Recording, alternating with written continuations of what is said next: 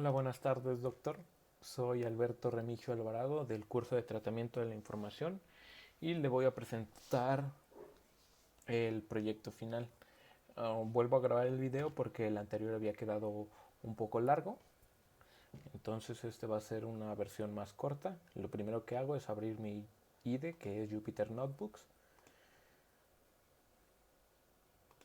y abro el archivo del proyecto. Voy a limpiar las salidas para que no haya nada. Y bueno, lo primero que tengo son las especificaciones del proyecto, que es implementar un clasificador de manera propia y algún otro auxiliándose de alguna herramienta. En este caso yo hice dos implementaciones, una de K-Nearest Neighbors, vecinos más cercanos, y la otra de K-Means o K-Medias, y se debe calcular el error o exactitud mediante el conjunto de prueba y con validación cruzada, y adicionalmente, como complementario, es mostrar la matriz de confusión. Lo primero que hago es hacer la importación de todas las bibliotecas que voy a utilizar durante la ejecución, que en este caso solo son random, copy, matplotlib y floor y sale, que son la función piso y la función techo. Bueno, luego de esto abro los txt, los datos de prueba y los datos de entrenamiento que nos dio en modo lectura, y a cada individuo en ese conjunto lo convierto en una lista y lo apendizo dentro de otra lista de Python. Queda como una lista dentro de otra lista. Luego visualizo los tamaños del conjunto de entrenamiento y el conjunto de prueba, cierro los archivos y cuento las clases que existen en el conjunto de datos. Y bueno, tenemos 397 instancias del conjunto de entrenamiento, 23 del conjunto de prueba y 7 clases en el conjunto de entrenamiento. Luego de esto pongo las distancias que voy a ocupar, que son distancia euclidiana, Manhattan y Minkowski, que estas tres, como lo dice la notación aquí, en distancia Minkowski, si p es igual a 1, la expresión coincide con la distancia Manhattan, y si p es igual a 2, coincide con la distancia euclidiana. Entonces, pues simplemente solo tengo que hacer una función e ir cambiando el exponente dependiendo de la distancia que se quiera. Y pues para exponente 1 es distancia Manhattan, exponente 2 distancia euclidiana y exponente mayor o igual a 3 distancia Minkowski. Bueno, y la función solo recibe el nuevo individuo a comparar, las características, que es el tamaño del individuo menos 1 para que no se tome en cuenta la clase, y el exponente. Y pues se inicializa la distancia en 0, se apendiza la distancia atributo a atributo y luego se regresa a la raíz n de esta distancia. Después tenemos una función de visualización de datos. Lo que se hace es visualizar los datos en 2D y en 3D. Defino los colores que voy a ocupar dependiendo de las clases. Y en una lista de Python apendizo los atributos de todos los individuos, 0, 1 y 5, y le asigno un color dependiendo de su clase. Muestro el plot en 3D y también muestro el plot en 2D. Luego tengo el pseudocódigo de KNN, que es en el que me basé para, para hacer la implementación. Es calcular la distancia de un nuevo individuo a todo el conjunto de entrenamiento, almacenar esas distancias y ordenarlas de menor a mayor, y luego retornar la mayoría de clases dependiendo de los K más cercanos. Tengo mi función vecinos más cercanos, que lo que hace es recorre el conjunto de entrenamiento, recorre cada individuo del conjunto de entrenamiento, y en una lista de Python guarda la clase del individuo y la distancia que tiene, y retorno la votación. La votación ordena los elementos de forma ascendente de acuerdo a su distancia, guarda las clases de los K más cercanos y luego se ve cuál es la clase mayoritaria, y esta es la clase que regresa. Esta función de confusión lo que hace es imprimir la matriz de confusión, que se va llenando dependiendo de las clases, se va llenando durante todo el proceso. Entonces esta función solo imprime los resultados, muestra los resultados. Bueno, tengo aquí la definición de mi función KNN, que en caso de que haya validación cruzada calcula los pliegues. También tengo un switcher para mostrar qué función de distancia se está utilizando. Y luego tengo la variable características, que es el tamaño del individuo menos 1 para que no se tome en cuenta la clase, inicializo el error en 0, inicializo la matriz de confusión y luego si k es menor a 2 quiere decir que no hay validación cruzada y entonces por cada individuo en el conjunto de prueba calculo su vecino más cercano. Si la clase no es igual a la clase original o a la clase que viene en el archivo, entonces el error se suma 1 al error, se coloca los datos en la matriz de confusión y se calcula la exactitud en un porcentaje de 100 sobre el tamaño del conjunto de prueba por el conjunto de prueba menos el error y nos da un resultado en porcentaje de 1 a 100, de 0 a 100. Si hay validación cruzada, esto quiere decir que si k es mayor a 2, definimos la exactitud en 0 y por cada iteración en el rango de k iteraciones, que es en el rango de los pliegues, calculamos el tamaño del fault dependiendo de la iteración en la que nos encontremos. Hacemos un random choice para escoger los elementos de forma aleatoria del conjunto de entrenamiento y escogemos k elementos, que estos dependen de la iteración en la que está porque utilizamos la función techo. Un ejemplo sería con el conjunto de datos hay 397 individuos. Al hacer la división, en caso de tener 10 faults, nos daría 40 por la función techo cada fault y el último fault sería de menos individuos. Es por eso que se hace esta condición.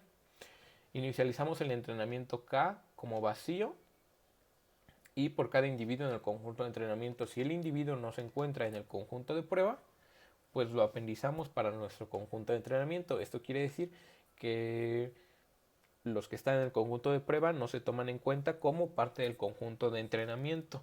Puse una variable contador porque en algunos casos hay algunos individuos que se repiten en el conjunto, entonces cuando se llega al tamaño máximo ya se tomarán en cuenta todos. Y bueno, después de esto, teniendo nuestro conjunto de prueba y nuestro conjunto de entrenamiento, recorremos el conjunto de prueba creado con los faults y obtenemos la clase, comparamos la clase con la clase verdadera, sumamos 1 al error en caso de que se equivoque, colocamos los datos en la matriz de confusión, calculamos la exactitud e imprimimos la media o el promedio de la exactitud sobre k, que son los faults, y mostramos la respectiva matriz de confusión. Aquí como ejemplo tenemos distancia 1, vecinos 3 vecinos y que no exista validación cruzada. Ay, no he ejecutado la celda de arriba. Bueno, la ejecutamos y aquí está. Nos imprime que es distancia Manhattan. Hay exactitud de 100, la respectiva matriz de confusión. Si utilizamos 5 vecinos, la exactitud ha bajado. Seguimos utilizando distancia Manhattan y la matriz de confusión. En caso de que utilicemos distancia euclidiana, calculamos y la exactitud es de 91. Aquí todavía no estamos haciendo uso de validación cruzada y se está haciendo uso del archivo del conjunto de test. Y pues como último ejemplo con distancia 3, con distancia Minkowski. Y la exactitud, la distancia que se está utilizando y la matriz de confusión. En caso de que exista validación cruzada, pues digamos que tenemos 3 vecinos con distancia 1 y pues tarda un poco más en calcular. Dependiendo de los datos, es por eso que no se muestra la matriz como que muy pareja, porque hay algunos datos un poco más grandes, digámoslo así, y entonces por eso la matriz se muestra un poco dispareja. Pero la exactitud es de 90. Si cambiamos de distancia a distancia euclidiana, la exactitud baja a 89. Con distancia Minkowski se sube a 90. Depende mucho de qué tipo de distancia se esté usando y cuántos faults estemos haciendo. En este caso y como consideración personal, creo que es mejor usar distancia Manhattan por la investigación que se hizo, es un poco más real y en general arroja mejores resultados. En el reporte se encuentran algunas pruebas utilizando diferentes valores de k, las mismas distancias, tanto con validación cruzada y como con el conjunto de prueba, y se demuestra que es mejor utilizar distancia Manhattan en la mayoría de los casos. Esto es por parte de vecinos más cercanos. Luego la siguiente implementación es de k-means, que se le debe de especificar el número de clústeres y se inicializan los k-centroides iniciales. A cada punto se le asigna el clúster más cercano y para calcular el nuevo clúster, el nuevo centroide, se calcula la media de todo el clúster y el algoritmo se detiene cuando se llega a un máximo de iteraciones o cuando los centroides no cambian. Aquí tenemos la función creación de grupos que por cada individuo en el conjunto de entrenamiento. Aquí hice una copia del conjunto de entrenamiento porque al final no voy a ocupar la clase, sino que voy a colocar el grupo al que pertenece para k-means. Recorro el conjunto de entrenamiento y calculo su distancia a cada centroide y luego escojo el centroide con el que esté más cerca y es el grupo el que se le asigna. Y se calcula el nuevo centroide con la media de todos los elementos. Aquí hacemos esta variable suma para ir guardando todos los elementos y al final calcular la media. Si el grupo es igual al grupo que tiene el individuo, se suma 1 al contador, guardamos todos sus atributos. Puede haber ocasiones, ya que los centroides se inicializan de forma aleatoria, que solo se tenga un individuo. Entonces por eso está esta condición de si el contador es igual a 0, pues contador es igual a 1. Por si esto llegara a suceder, que el clúster solo tenga un individuo. Después de esto calculamos la media, que simplemente es la suma sobre el contador. Y luego le colocamos el grupo al final y regresamos el nuevo centroide a la lista de centroides que tenemos y retornamos los centroides después de calcular los nuevos. Y pues aquí está, creamos una copia del entrenamiento original porque vamos a modificar sobre esta lista. Ponemos el número de clústeres a formar, el número de iteraciones máximas, escogemos los centroides de forma aleatoria, seguimos teniendo la variable características que es el tamaño del individuo menos 1 para no tomar en cuenta la clase, en este caso el grupo, y se le coloca a cada centroide al final el grupo al que pertenece o el grupo al que representa. Y bueno, por cada iteración, en el máximo de iteraciones, primero creamos los grupos, luego si la iteración es igual a 0, hacemos la visualización 2D y 3D de los centroides iniciales y de los grupos iniciales, guardamos los centroides como centroides viejos, calculamos los nuevos centroides y comparamos si los centroides viejos son igual a los centroides nuevos. En este caso, si no se actualizan los centroides, rompemos el ciclo y hemos encontrado nuestros grupos. Y al final visualizamos cómo fueron los grupos finales y contamos cuántos individuos se tienen en cada grupo. Me parece que no he ejecutado esta. Bueno, ejecutamos. Y ejecutamos y nos muestra los centroides iniciales, bueno, los grupos iniciales en 3D, en 2D. Luego nos muestra los grupos finales en 3D, en 2D y la cantidad de individuos por cada grupo. Al final, haciendo uso de la matriz de confusión y haciéndole una variante, siendo como que matriz de pertenencia o diríamos de correlación, imprimo cuántos de los objetos en los grupos se encuentran en las clases originales. Esto lo hago así, de la clase, como un ejemplo, de la clase original 0 hay 7 que están en el grupo que creamos 0, 17 que están en el grupo 2 y 6 que están en el grupo y 2 que están en el grupo 6 de los que creamos nosotros. Esto es más que nada para ver cuántos elementos están en cada grupo de los originales. Y es para ver más o menos cómo estuvieron distribuidos.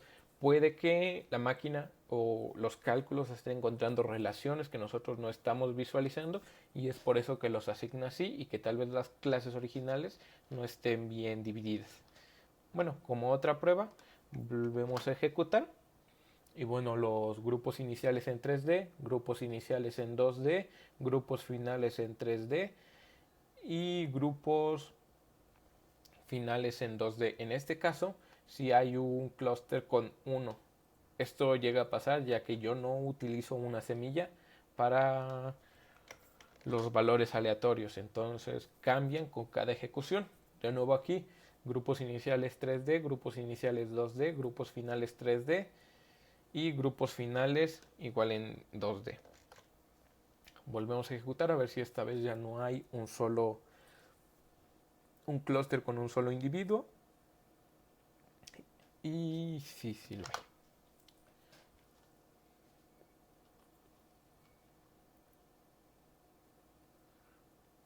Bueno, en este caso ya no. Y volvemos a imprimir nuestra matriz de relación. Y aquí las relaciones ya cambiaron. Pero en general el algoritmo parece comportarse bien. Arroja buenos resultados. Y como se ve en el reporte, que en un momento se lo muestro,